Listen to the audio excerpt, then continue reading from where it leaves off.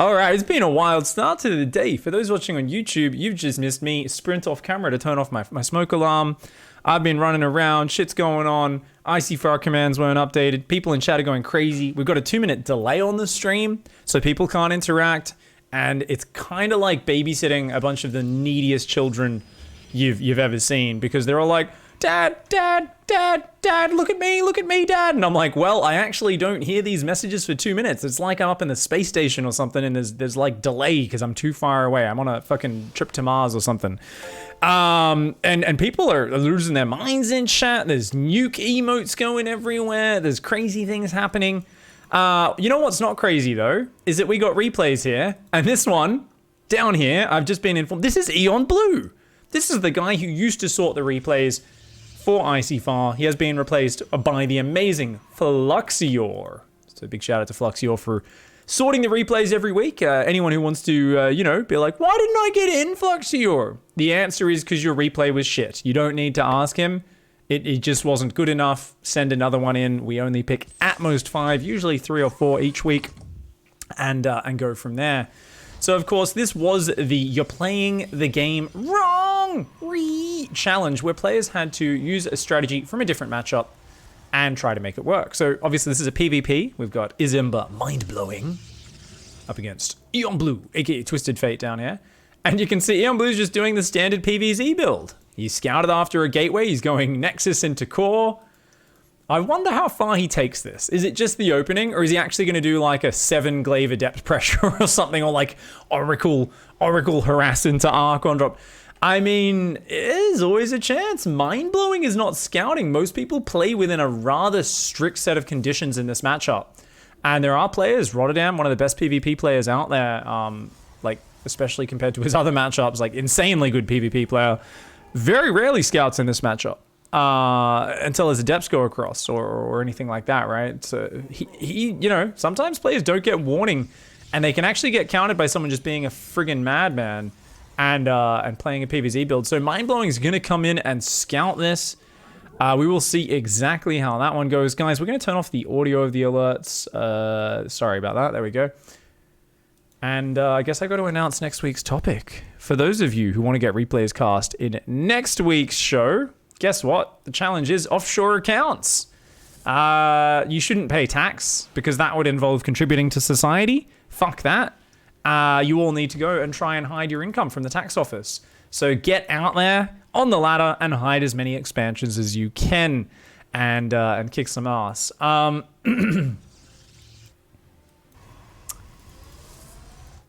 Ooh. Probe comes in, sees no expand. He's like, oh shit.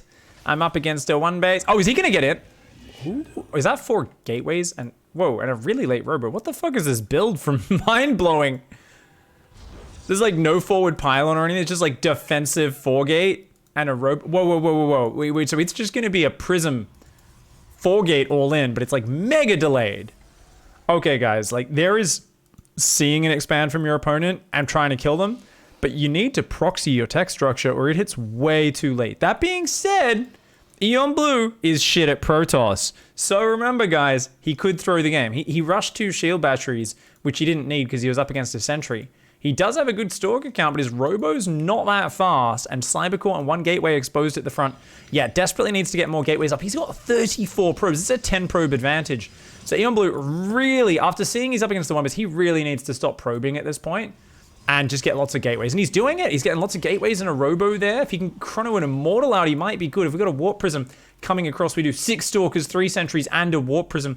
Oh man, these force fields could be deadly. And you can tell, oh, this Protoss player is what we call a cunt, guys. You can tell, oh, and the Hallucinated Phoenix doesn't see it. He's just gonna lift into the main and try to force field the ramp. Like, you can tell this player played Heart of the Swarm with 0 skill. This is a guy who's like, guys, Protoss is too hard in Legacy of the Void. Every strategy in every matchup used to involve going into their main, force fielding their ramp, and hoping they were out of position. It just doesn't work as much as it did in Heart of the Swarm. And I'm a Protoss player, and I just wish we should have it. Protoss. He's coming in. He's going for it. He's going for it. He's going to force field out some units. The gigantic probe surround though from Eon Blue. And oh, the prism's very low. Eon Blue, he's going for it. He's losing so much attack time. The Zealot Warp in finishes. A horrendous engagement by Eon Blue. This is actually a fucking amazing fight from Mindblowing, who right now is blowing Eon Blue's mind. Eon Blue's Warp Prism is going to come down. He's going to try to save some units, but those Zealots, man. Zealots do so much damage, so many hit points. Eon Blue's trying to hit the Stalkers and ignore the Zealots, but oh, it's just a bit of an awkward scenario here. Eon Blue's so fucked. He dead. He dead, boy. There's no way Eon Blue can come back from here. So he's gonna clean those units up. What? You fucking brain dead? Jesus fucking Christ. It's like, oh, he held. It was an all-in. I guess I lose. You're on 24 probes versus 2. Mind-blowing.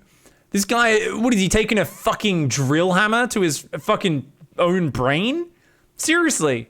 That's the face of his fucking brain right there. It's like, oh, well, my all-in didn't kill him, so I guess I've lost. He's up 4 Stalkers and a Warp Prism. How could I ever make up for that? It's like, well, you know you can warp in 4 Stalkers and start a Warp Prism with the cash you have, and there's a slight income difference, guys. So, I mean, let's be real. Eon Blue could swap these 2 probes onto the minerals, and then he could afford another probe 45 seconds from now, and they'd be okay. Wow, mind-blowing with a terrible attack. Eon Blue, honestly, just fighting with only probes versus the army. Then the Stalkers came in. That was high-level StarCraft right there. Good to see Eon Blue using a build from a different matchup.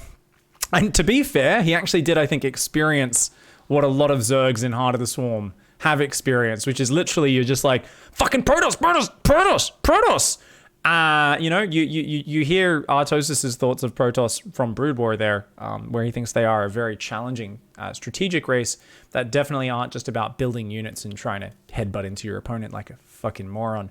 Thank you, Cams, for the 8-month resubs. I love your work. Can't wait for StarCraft 2 to start again. What's that mean? To start again? I think you mean big tournaments? Katowice is coming in like 2 weeks. So yeah, I'm excited for that too. I'm going to interpret it as that, Cams. Much love for the 8 months. Biochemical with the Twitch Prime as well. Much love, dudes. I appreciate the support. Guys, it is time for game 2. We're going to go straight into it. Put these in one video because that was a very short game 1 of You're Playing the Game Wrong. And down here in the bottom right, in the red, representing the Makers Academy, it is Morph. I have heard tells of the Makers Academy. Apparently, you need to send them 3 invoices. You know, basically, whenever you want to invoice them for your monthly salary, which is nothing because you're in the Academy team, but you need to do this to actually qualify for the Makers A team, for those of you who don't know. So you need to actually send them an invoice in triplicate, and you need to send it in every format. So I have heard often that their team practice, they're not allowed in unless they send proof to the lawyers of Makers email. And they actually need to send them proof, not just that they send it in Excel format, they also needed to send it in DocX. They also needed to send it in PDF, and their invoice for their month of training and representing the team on the ladder has to include itemized screenshots of them on the ladder, but it has to be victory screens. If there's any defeat screens, it doesn't count. Also, most importantly, apparently for some reason they need to also put it in a PSD file so that it can be photoshopped. I don't know why. It's a bit weird. Anyway, down here, it's Makers Academy Morph. Up here in the top left, in the blue, it's Dude 250p. Dude 250 pence? 250. What? Dude 250p. 250p? It's like, I want 250, but it's 250p? He's saying he needs to pee, but it's 2.5 times the volume of a normal pee? I don't know what the fuck's going on. Maybe some of you guys can enlighten me in Twitch chat. We'll see. Maybe someone actually understands what's happening. Remember, guys, this is, of course, this is You're Playing the Game Wrong, where you got to do a build from a different matchup. So both of these look reasonably standard so far. I guess it's just Marine first. That's kind of standard for this matchup sometimes. I mean, we could see like Fast Hellion Banshee or something. Don't see that too much against Protoss. Protoss could play, I don't know, Storm Immortal Charge Lot Archon, which is not as common, I guess, against Terran? I don't fucking know. We'll see exactly what these players have in mind. I don't know which one of them sent in this replay, but I don't think anyone's lost any units yet, so pretty chill. If you guys want to get your replays in, let's announce that one more time, just in case you missed it at the start of the other game. The challenge for next week is Offshore Account. Make sure you hide your true income from the tax office, guys. So get out there, take as many hidden bases in the corners or wherever else as you can, so that your opponent wrongly assesses your MMR tax. And hopefully you just create some chaos, some weird games. So as many hidden bases as possible. It could just be one at a key point. If you use 10, 12 hidden bases, why not? It could be, you know, big range of strategies with hidden bases, but confuse your opponent is definitely something that almost automatically happens in that. So I'm looking forward to players sending in replays from all levels. This also looks like a rather tight replay, by the way. Oh, that bunker is a little bit late. Ah, no. Oh, this Drilly boy says it's okay. Where my friend failed, I will replace him. The Widowmine says, I got your back, bro. Does end up covering. This Stalker's a little bit horny. Does end up coming in, but just gonna get a few little pokes here and there. So this looks pretty standard, like Widowminder. Okay, this is the most standard TVP build I've ever seen, guys. This is like as typical a TVP build as you could get. This is some generic shit. Meanwhile, 2 Stalkers into an Oracle. All right, a 3rd gas. Are we gonna see Sky Toss?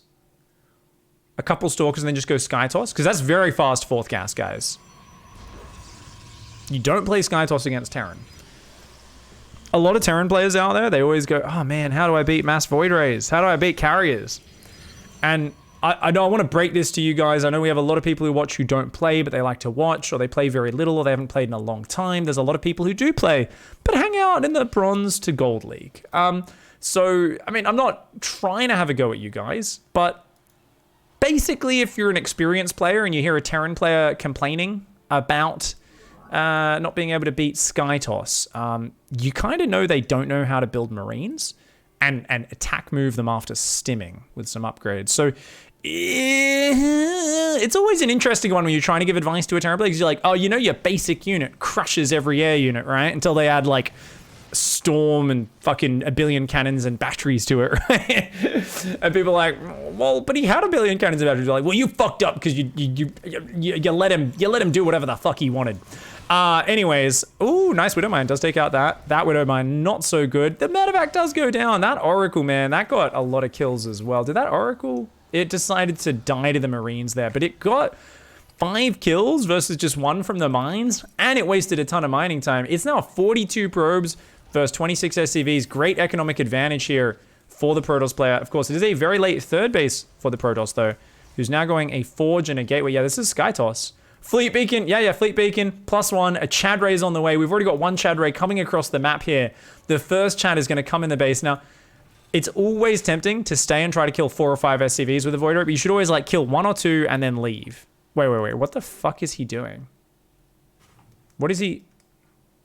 I don't think he even knows. Is he hoping a drop comes out here? Is that what this, is this like a, I hope you send a drop here and I will kill it while you're not looking? Because who would expect 3 Stalkers and a Void Ray to be sitting outside most? I don't know, man. Dude, 250, 250p. Maybe they're pissing. Maybe they're saying this is our land. We're marking our territory. We have 2.5 times the volume of a normal piss. I still don't understand the name. Morph, on the other hand, building Marines. It's got stim shields on the way. Hasn't got any bio upgrades on the way or a 3rd command center. So economically still lagging behind. First carriers on the way. Plasma shields and +2 air weapons already started. Guys, we're going to see someone get 3 air upgrades at a point in the game when they have 2 Void Rays and 1 carrier off 1 Stargate. 250p is like, yeah, who needs units to win the game? Let's just have... What the fuck is this? Seriously, he's actually just waiting for drops. This is like such a just disgusting gamble, because it's like, well, what if drops came around the north? You'd have nothing at home. And he's like, yeah, but... if my opponent accidentally wanders into this with like a double drop, I kind of almost just win the game right there. This is that point where your opponent has no regard for their own safety. This is the reason you don't want to fight someone who's actually insane and like can't feel pain. Oh my God. Well, Morph is just going to move across the map on the ground, and 250p has literally fucking nothing. 1 carrier's out. Oh, there is a 2nd Stargate now, but those 2 carriers are still about 40 seconds from finishing. The carriers are like rallied to the middle of the map. You absolute psychopath mad lad. 250p, man. This guy's a crazy dude. Okay, this is actually insane. Morph is like, cool, we got stim and shields. Let's get a push going. Where are the charge dots? Oh, that's a carrier building. Huh. Now, I'll tell you guys how you counter carriers. You immediately, when you realize it's Skytoss, you take like 7 bases and you just mass Marines, man. Get double upgrades and you mass them. The Marines are going to come in. They're going to come in because he's still behind on economy. This is very important that he snipes this 3rd base. Looks like he will get it. Unfortunately for him, 250p is just going to counterattack and he's got fuck all Marines at home and he might just die to a carrier and 2 Void Rays. The eBay is going to go down so he can't build turrets. Who the fuck does a 1 carrier, 2 Void Ray all in, focuses the eBay? No turrets have started. All he can do is build bunkers right now. Oh my god. There's no eBay. He can't build turrets. Oh my, okay, so the bio's gonna try to dive in. This carrier is gonna get wrecked. That just gets clicked on. 0 micro from 250p. And these other ones are thinking about coming home. There's only a few mines and Marines here. These guys are gonna be able to run in. We've got another carrier building. Another one's just popped out in that main. They just rallied across the map. What the fuck is this strategy from 250p? I've lost to this sort of shit before. Oh man, I can tell you right now, Morph is not in a happy place. Wait until the Void Rays fly into the mines though. 1 Void Ray just walks in and it does go down to those mines, but now those mines are revealed since they've used their attack. The bio stims in, does take out the mineral, and he can still win this, right? He's got 15 Marines with 2 medevacs. Has he even changed the rally point? He has. Okay, so he's building as many Marines as he can. He's still building medevacs. Some bunkers up here could potentially be lifesavers. That command center is going to go down. This carrier, 2 carriers, a Void Ray and a Stalker there. He's taking another base on the north. He's got a little bit of mining there, a bit of mining in the main. These Marines are just chilling. You got to get up there. You got to stop these carriers getting out, mate. You've got no production. And he does have some mines and Marines at home. He might be able to hold his main, but he's got to get in there. That carrier's going to escape. There was no way that carrier should have got out of there. But it does end up escaping, and 2 more Stargates down here as well. If any more air units get out, it's going to be problematic. We've only got 23 Marines on the map. 6 medevacs, 4 mines. That being said, Protoss player will need to replace interceptors. Widow mines, every time a Widow mine goes off, especially if you get a few going off in quick succession, you're going to see that interceptor count drop. And remember, guys, interceptors cost... I don't know how much interceptors cost. 15 minerals. 15 minerals. They changed it so many times, I can't remember. It is 15 minerals and interceptors. So, yeah, every time one of these goes down... just look at this Widow mine, man. Oh, my God. It's like...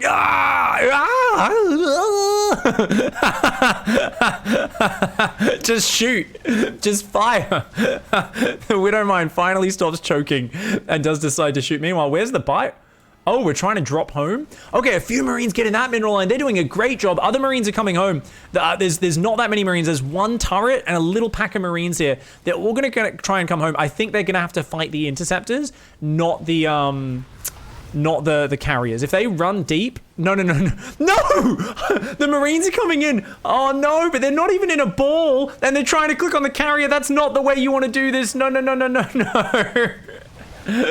I think you need to kill the interceptors with this one, man. You need to kind of kite the interceptors out so you're only fighting a little bit of the carrier DPS at a time. And you need to engage and then pull back immediately so only some interceptors are fighting you. You want to cut down the interceptor count to about half and then take them out.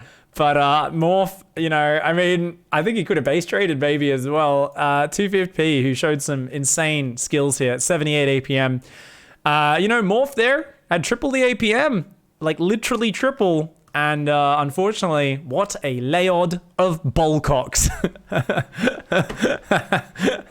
I mean, I've heard of a fine delicacy in some cultures is to eat bullcocks. I haven't heard of bullcocks, and I've personally never dropped a layout either. But turns out in this game, 250p does drop a full layout of bullcocks all over the face of Morph. And GG, well played. Good game, mate.